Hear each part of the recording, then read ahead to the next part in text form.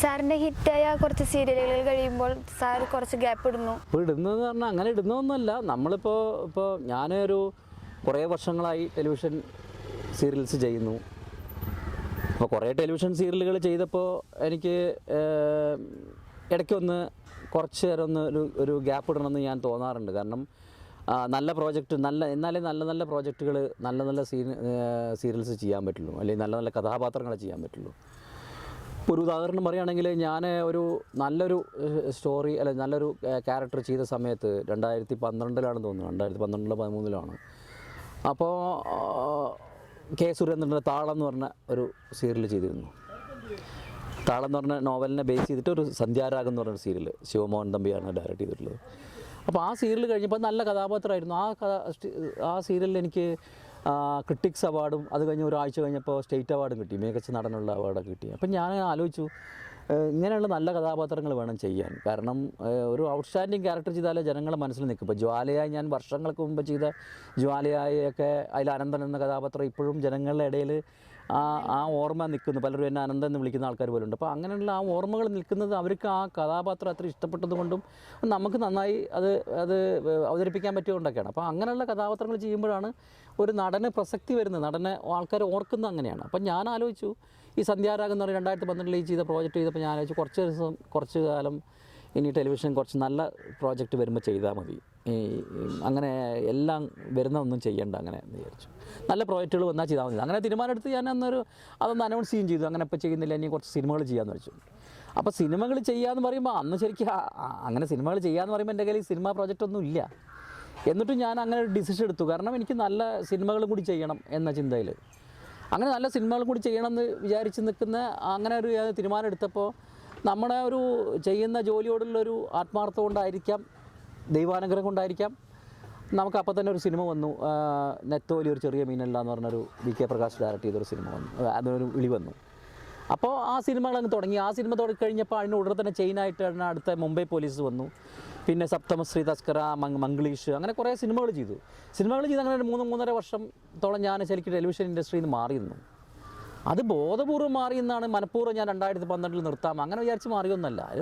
ഇതൊക്കെ ഡിപ്പെൻസ്. അതായത് ഒരു ആക്ടറെ സംബന്ധിച്ച് എനിക്കങ്ങനെ അഭിനയിച്ചുകൊണ്ടിരിക്കുമ്പോൾ തോന്നിയാണ്. കാരണം ഈ 2000-ൽ ഞാൻ ടെലികാസ്റ്റ് ചെയ്ത ഈ ജ്വാലയായൊക്കെ, അപ്പോൾ അന്നത്തെ കാലഘട്ടത്തിൽ ചിലപ്പോൾ നിങ്ങളൊക്കെ വളരെ ചെറിയ കുട്ടികളായിരിക്കുന്ന സമയത്ത്, അപ്പോൾ ആ സമയത്തൊക്കെ ഭയങ്കര ഹിറ്റായിരുന്ന ആ പ്രോജക്റ്റൊന്നും ഇപ്പോഴും ആൾക്കാർക്ക് പലർക്കും കാണാൻ പറ്റിയിട്ടില്ലല്ലോ എന്ന് ഞാൻ ആലോചിക്കാറുണ്ട്. അപ്പോൾ അങ്ങനെ അതായത് നമ്മൾ ചെയ്തൊരു ഗംഭീരമായൊരു വേഷം എല്ലാ ജനങ്ങൾക്കും കാണാൻ പറ്റിയില്ലല്ലോ എന്ന് ആലോചിച്ചപ്പോൾ അപ്പോഴാണ് ഞാൻ കുറച്ച് സിനിമകൾ ചെയ്യണമെന്ന് എനിക്ക് തോന്നി തുടങ്ങിയത്. കാരണം വെച്ചാൽ സിനിമകളാകുമ്പോൾ എത്ര വർഷം കഴിഞ്ഞാലും അത് നിലനിൽക്കും. ആ സിനിമകൾ ഇനിയിപ്പോൾ നമ്മുടെ ജനറേഷൻ കഴിഞ്ഞാൽ അടുത്ത ജനറേഷൻ കഴിഞ്ഞാൽ അടുത്ത ജനറേഷനിലാണെങ്കിലും നല്ല സിനിമകളാണെങ്കിൽ ആ സിനിമകൾ എപ്പോഴും കാണാനുള്ള അവസരം ഉണ്ടാവും. അത് തീർച്ചയായും അത് വീണ്ടും ടെലികാസ്റ്റ് ചെയ്യപ്പെടും, ഏതെങ്കിലും ചാനലുകളിൽ കാണും, അല്ലെങ്കിൽ നമുക്ക് DVD എടുത്ത് കാണാം. അങ്ങനെ ഒരുപാട് ഓപ്ഷനുണ്ട്. അപ്പോൾ അങ്ങനെ കൊണ്ടാണ് ഞാൻ ആ സിനിമകൾ കുറച്ച് ചെയ്യാം, എന്നിട്ട് വന്ന് ടെലിവിഷൻ ചെയ്യുക. പിന്നെ അത് മാത്രമല്ല, ടെലിവിഷൻ ആ സമയമൊക്കെ ആയപ്പോഴേക്കും ഞാൻ നിരവധി എനിക്ക് ആഗ്രഹിക്കുന്ന ഒരു തരത്തിലുള്ള ഒരുപാട് വേഷങ്ങൾ ഞാൻ ചെയ്ത് കഴിഞ്ഞിട്ടുണ്ട്. അപ്പോൾ എനിക്ക് പിന്നെ ഒരു ഔട്ട്സ്റ്റാൻഡിങ് വേഷം, അങ്ങനെ ഔട്ട്സ്റ്റാൻഡിങ് വേഷം എന്ന് പറഞ്ഞാൽ അങ്ങനെ ടെലിവിഷൻ ചെയ്യാൻ വെയിറ്റ് ചെയ്തുകൊണ്ടിരുന്നാൽ ചിലപ്പോൾ നമുക്ക് അങ്ങനെ വന്നോളണമെന്നില്ല. അപ്പോൾ ഞാൻ കുറച്ച് സിനിമ വിചാരിച്ചു. അപ്പോൾ സിനിമ ചെയ്തുകൊണ്ടിരിക്കുന്ന സമയത്താണ് വീണ്ടും ഒരു 2015 അവസാനമൊക്കെ ആയിട്ട് 15-16 തുടക്കത്തിലോ ആണ് തോന്നുന്നു, സന്ധ്യാരാഗം എന്ന് പറഞ്ഞൊരു ജോയ്സ് ചേട്ടൻ സ്ക്രിപ്റ്റ് എഴുതുന്നൊരു സീരിയൽ വരുന്നു. അപ്പോൾ അത് ചെയ്യാൻ ഞാനും സരയും കൂടിയാണ് ചെയ്യുന്നത്. സരയുമാണ് എൻ്റെ ഹീറോയിനായിട്ട് ചെയ്തത്. ആ പ്രോജക്റ്റ് ഗംഭീരമായിരുന്നു. ആ പ്രോജക്റ്റ് കഴിഞ്ഞ ഉടനെ പിന്നെ ചെയിനായിട്ട് വളരെ ഗംഭീരമായിട്ടുള്ള ഔട്ട്സ്റ്റാൻഡിങ് ആയിട്ടുള്ള ക്യാരക്ടേഴ്സ് പിന്നെ വരികയാണ്. ഭ്രമണം ചെയ്തു. ആ ഭ്രമണം ഒരുപക്ഷെ ആ സമയത്ത് ഏറ്റവും വലിയ ബിഗ് ഹിറ്റാണ്. അത്രയും നല്ല സീരിയലായിരുന്നു. അതിൻ്റെ കഥാപാത്രവും വളരെ ഗംഭീരമായിരുന്നു. ഒരു പരിധി പറയുകയാണെന്ന് വെച്ചാൽ അതൊരു മെയിൽ ഓറിയൻറ്റഡ് ആയിട്ടുള്ള സബ്ജക്റ്റായിരുന്നു എന്ന് പറയാം. സാധാരണ ഫീമെയിൽ ഓറിയൻറ്റഡ് ആയിട്ട് സീരിയൽസ് വരാറുള്ളത്, പക്ഷേ മെയിൽ ഓറിയൻറ്റഡ് സീരിയലായിരുന്നു അത്. അപ്പോൾ ആ പ്രോജക്റ്റ് കഴിഞ്ഞപ്പോൾ പിന്നെയും കുറച്ച് ഗ്യാപ്പ് വരുന്നതല്ല, ശരിക്കും അത് ഓട്ടോമാറ്റിക്കായിട്ട് സംഭവിക്കുന്നതാണ്. നല്ല കഥാപാത്രങ്ങൾ വരും. പിന്നെ എനിക്ക് നല്ല കഥാപാത്രങ്ങൾ വളരെ ഒരു പെർഫോം ചെയ്യാനുള്ള ഒരു സാധ്യതയുള്ള കഥാപാത്രങ്ങൾ ചെയ്താൽ മതി എന്നൊരു തോന്നൽ പിന്നെയും ഉണ്ടാവുകയാണ്. കാരണം ഈ വരുന്ന എല്ലാ കഥാപാത്രങ്ങളും നമ്മളതുകൊണ്ട് ഏറ്റുപിടിക്കാറില്ല. അതിനെന്തെങ്കിലും കാരണങ്ങളൊക്കെ പറഞ്ഞ് നമ്മളതിന് മെല്ലെ ഒഴിവാകും, അല്ലെങ്കിൽ അത് ഓട്ടോമാറ്റിക്കായിട്ട് തന്നെ അത് ഒഴിവായി പോവും. അങ്ങനെ പല കാരണങ്ങൾ, നമ്മുടെ ഡേറ്റിൻ്റെ ഇഷ്യൂസ് കൊണ്ടൊക്കെ ചിലപ്പോൾ ഒഴിവാവാം. ആ സമയത്തല്ല സിനിമ വർക്ക് ചെയ്യുകയാണെങ്കിൽ ഒഴിവായി പോവാം. അങ്ങനെ എൻ്റെ വളരെ അടുത്ത സുഹൃത്തുക്കളായ വളരെ പ്രശസ്തരായ പല ഡയറക്ടേഴ്സിൻ്റെ പ്രോജക്റ്റിലും എനിക്കിന്ന് വരെ അഭിനയിക്കാൻ പറ്റാത്ത സംഭവങ്ങൾ ഉണ്ടായിട്ടുണ്ട്. കാരണം അവരെപ്പോഴും ചോദിക്കും, ഈ മൂന്നൻ എപ്പോഴും എൻ്റെ പ്രോജക്റ്റ് ഇതുവരെ ചെയ്തിട്ടില്ലല്ലോ, അല്ലെങ്കിൽ അയാളോട് ചോദിക്കും, മൂന്നൻ നിങ്ങൾ ഇത്ര അടുത്ത സുഹൃത്തല്ല, എന്നിട്ട് എന്താ നിങ്ങൾ പ്രോജക്റ്റ് ചെയ്യാൻ? അത് ശരിക്കും സംഭവിച്ചു പോകുന്നതാണ്. അങ്ങനെയൊക്കെ സംഭവിക്കാറുണ്ട്. ഒരു ഡേറ്റിൻ്റെ ഇപ്പോൾ സിനിമ ചെയ്തുകൊണ്ടിരിക്കുകയാണെങ്കിൽ ചിലപ്പോൾ സീരിയൽ വിളിക്കുമ്പോൾ ചെയ്യാൻ പറ്റില്ല, അത് സീരിയൽ ചെയ്യുമ്പോൾ സിനിമ വിളിക്കുമ്പോൾ ചെയ്യാൻ പറ്റില്ല. അങ്ങനെയൊക്കെ ഇഷ്യൂസ് ഉണ്ട്. അപ്പോൾ ഇപ്പോൾ എന്താ സ്ഥിതി വെച്ചാൽ എനിക്ക് രണ്ടും കൂടി കൊണ്ടുപോകണം എന്നുള്ളതുകൊണ്ട് തന്നെ ഞാൻ ഒരു പ്രോജക്റ്റ് ചെയ്തുകൊണ്ടിരിക്കുമ്പോൾ കഴിയുന്നതും ബാക്കി സമയം ആ ടെലിവിഷൻ പ്രോജക്റ്റ് ചെയ്തുകൊണ്ടിരിക്കുന്ന ബാക്കി സമയം സിനിമകൾ വന്നാൽ ചെയ്യാൻ വേണ്ടി ഞാൻ ഒഴിച്ചിട്ടിരിക്കുകയാണ്. അപ്പോൾ എനിക്ക് രണ്ടും ചെയ്യാം, രണ്ടിനും രീതിയിൽ പോവാം. അപ്പം അങ്ങനെ ബോധപൂർവമായിട്ട് അങ്ങനെ ഗ്യാപ്പ് ഇടാറോ അങ്ങനെയൊന്നുമില്ല.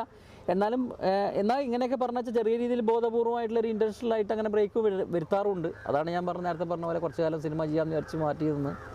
അങ്ങനെയൊക്കെയുള്ള സംഭവങ്ങളാണ് ഉണ്ടാകുന്നത്. ഇനിയിപ്പോൾ സിനിമയിൽ വല്ലതും വല്ല വേഷങ്ങളും? സിനിമയിൽ നല്ല വേഷങ്ങൾ, അതായത് ഇപ്പോൾ പല വേഷങ്ങളും നമുക്കിപ്പോൾ ഗംഭീര വേഷങ്ങളാന്ന് പറഞ്ഞാൽ നമ്മൾ പലപ്പോഴും വിളിക്കപ്പെടുന്ന പല വേഷങ്ങളും നമുക്ക് ഗംഭീരമായിട്ടൊന്നും തോന്നാറില്ല. പക്ഷേ അത് ചിലപ്പോൾ അത് പല കാരണങ്ങൾ കൊണ്ട് ഒക്കെ അങ്ങനെ സംഭവിക്കുന്നതാണ്. സിനിമയുടെ കാര്യങ്ങൾ നമുക്കെപ്പോഴും അതിന് ഒരുപാട് ഡിപ്പെൻസ്, അത് പല ഘടകങ്ങളെ ബന്ധപ്പെടുത്തിയാണ് നിൽക്കുന്നത്. അപ്പോൾ അതുകൊണ്ട് നമ്മൾ ഈ വരുന്ന പ്രോജക്റ്റുകളിൽ തന്നെ എന്തെങ്കിലും ചെയ്യാനുള്ള സാധനം, അതിപ്പോൾ എന്താണെങ്കിലും, അതായത് ഒരു സീനായാലും 50 സീനായാലും അതിലെന്തെങ്കിലും പെർഫോം ചെയ്യാനുള്ള ഒരു സാധ്യതയുള്ള വേഷങ്ങളാണ് ഞാൻ താല്പര്യപ്പെടുന്നത്. എനിക്ക് അങ്ങനെ വന്നോളണമെന്നില്ല, എൻ്റെ താല്പര്യം അതാണ്. അപ്പോൾ ഞാൻ അങ്ങനെ താല്പര്യമുള്ളതുകൊണ്ട് തന്നെ ഞാൻ അങ്ങനത്തെ വേഷങ്ങൾ വരുമ്പോഴേ ഏറ്റുപിടിക്കാറുള്ളൂ. അപ്പോൾ 1-2 പ്രോജക്റ്റുകളിലെ ആലോചനകൾ നടക്കുന്നുണ്ട്.